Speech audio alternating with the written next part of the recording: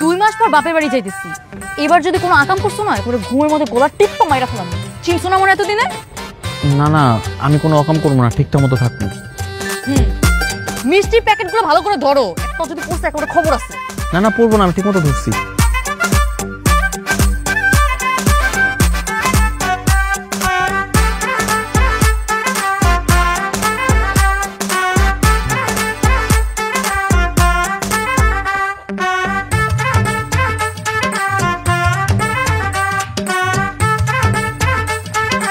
শোনা, ও আব্বা, আম্মা কই গেলা? আরে বলি মা, কতদিন পরে আসলি রে মা। মার কথা মনে পড়ে না, না ভুলে গেছে। মার কথা মনে হইলো। ওয়ালাইকুম সালাম।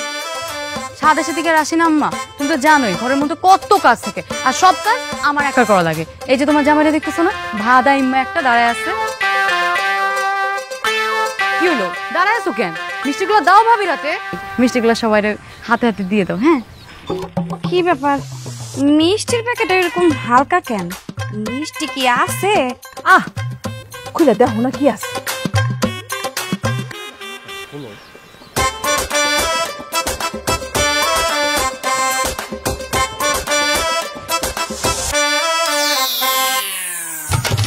আম্মা, মাত্র 3টা মিষ্টি।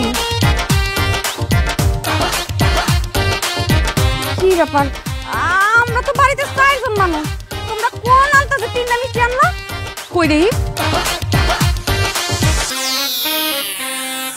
মিষ্টি কই? মানে তুমি নিশ্চয়ই আসার সময় মিষ্টি খাইছো, তাই না?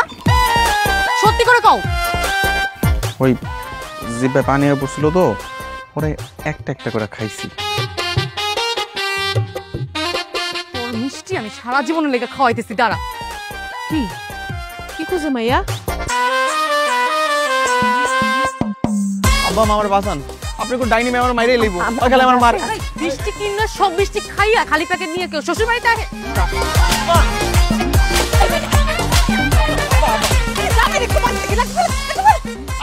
তুই খাস জিনিস খাইতে হচ্ছে নাকি? তুই যা শুরু করছো, 2 দিন পরে দেখা যাবে যে তোর দেখা দেই তোর ভাবি আমার লাগে এরকম করা শুরু করে দিছে। থাম। এই তুমি কি কইলা? হ্যাঁ, আমি কি তোমার বোনের মতন নাকি? হ্যাঁ, তোমার লগে এমন করমু? আর তোমার আমি কই দিলাম, আমি আবার বুঝাইতেছি। এই থাম। তোরা একটু থামবি। আব্বা, তুমি ওর কথা কিছু মনে হয় না। হ্যাঁ, ঘরে চলো, একটু ঠান্ডা হও, খাওয়া দাওয়া করো। আসো আসো। আরেকবার এমন করলে না, তোর একেবারে চামড়া খুলে আমি লবণ মাখামু। আরেকটা কথা বলে কিন্তু আমি গায়ে তুলবো তোর। আই মনে মনে,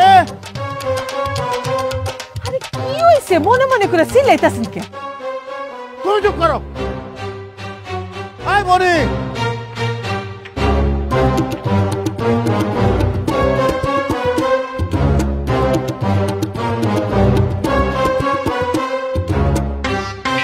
এই সকালবেলা মিষ্টি কেনার সময় পকেটে টাকা না দিয়ে আমার কথাকে বাকিতে মিষ্টি আনছো।